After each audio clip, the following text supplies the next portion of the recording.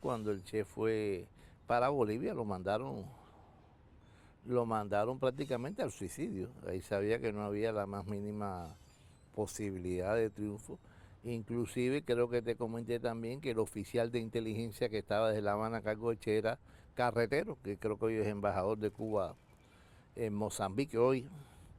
Y creo que ya era necesario ya, el Che y Fidel no cabían juntos en Cuba.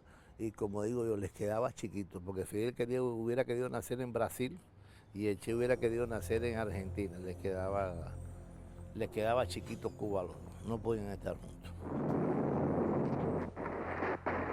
O sea, leyendo a Guevara, los diarios de Guevara, los campamentos mal puestos, los malos contactos, y en este caso en particular en Bolivia, los malos contactos con los campesinos, la ineficiencia en establecer comunicaciones con las ciudades, te das cuenta de que Guevara en ningún momento estaba capacitado para comandar una fuerza guerrillera, ni en el Congo ni en Bolivia.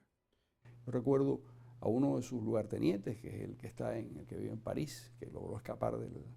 Yo le pregunté una vez, le dije, bueno, cuéntame, ¿por qué tú realmente respetabas tanto al Che? Y entonces me dijo algo muy interesante, me dijo, yo estuve con él en la guerrilla, en la Sierra Maestra, luego fui con él a Bolivia, logré sobrevivir, y cuando yo mismo me cuenta él, esa misma pregunta, llegué a la conclusión que realmente yo no lo quería ni lo admiraba, lo que le tenía miedo, lo temía, se había impuesto, me había intimidado a mí y al resto de la gente. Entonces un tipo de persona que realmente no merece esa devoción popular un poco ingenua que tiene, que es un poco como de cantante de rock, ¿no? El distanciamiento político, no afectivo, porque Fidel Castro es un hombre de un sentido muy oportuno de la política.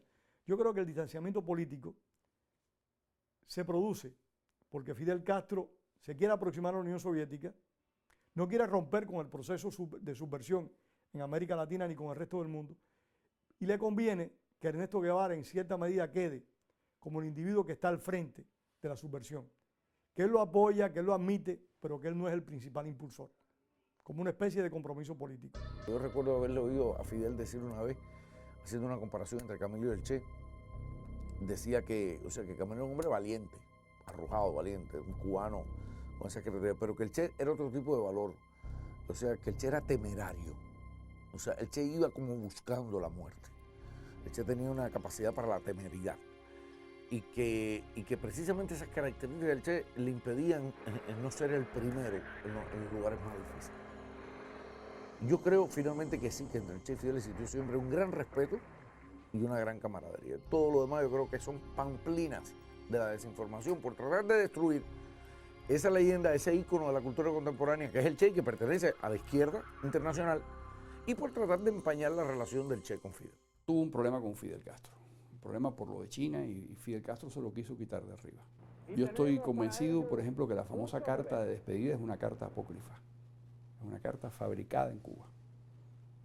No solo porque es una intuición mía, sino porque me lo dijo una persona que juró que había estado el día que escribieron esa carta de despedida. Fidel, me recuerdo en esta hora de muchas cosas. De los compañeros de tu pueblo, que es ya mío. Hago formal renuncia de mis cargos en la dirección del partido, de mi puesto de ministro, de mi grado de comandante, de mi condición de cubano. Nada legal me ata a Cuba. Y él se sorprende cuando escucha esa carta. Eso lo cuenta la gente que está con él.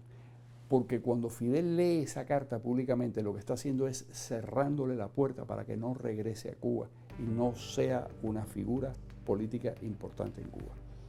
Porque le incomodaba este argentino por muchas razones. Ya estaba hasta el gorro del Che Guevara y lo prefería peleando en una guerrilla lejos de Cuba o en cualquier otro sitio que dentro del país. Cualquier persona que tenía una relevancia pública en Cuba fue desapareciendo poco a poco, ¿no? Y el único que quedó fue Fidel Castro. Estimo que siempre hay especulaciones que tienen un origen interesado. En la práctica y en la realidad, el Che siempre fue un reconocido subordinado de Fidel Castro. Toda esa leyenda de un Che Guevara como si fuera el cerebro político detrás de la figura de Fidel Castro. Es decir, el diablo marxista-leninista enviado por la KGB para controlar la revolución cubana. Todo eso es una mitología, producto de la fantasía que se ha creado, a la cual en gran medida ha contribuido el propio Servicio de Inteligencia norteamericano, la CIA, que creía que con este tipo de dicotomía, Fidel es una cosa, el Che Guevara es otra, podía lograr desacreditar el pensamiento de Fidel, que en definitiva era el jefe del proceso.